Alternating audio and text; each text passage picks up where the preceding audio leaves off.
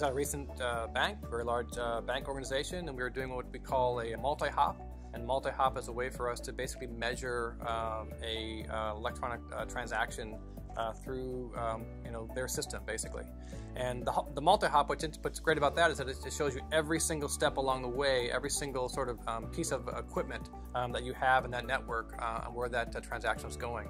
And putting it in a single view for that customer was a game changer, because you can essentially tell where degradation occurs or when something went wrong, right? A lot of times these systems are black box systems, or you might be at one end of them and you can only see it go, you might see it come back again, but you really want to understand exactly every single step that transaction sort of took so that you can measure it. Why do you need to measure it?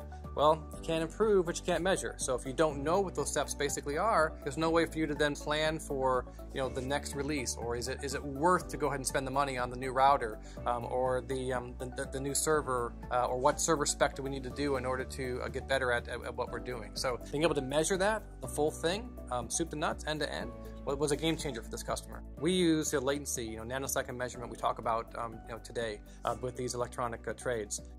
So being able to see at a nanosecond level exactly how long it took to get from point A to point B is a game changer, in that when that degrades, you can tell which part of the ladder is the weakest link, right? I'm mixing my metaphors there, but the chain that you have, the weakest link, you can find out what that is. Before, you didn't know. You just knew that the chain failed. And you didn't know if it was chain 1, chain 6, chain 16. Now we can say, yes, chain 5 is the weakest link.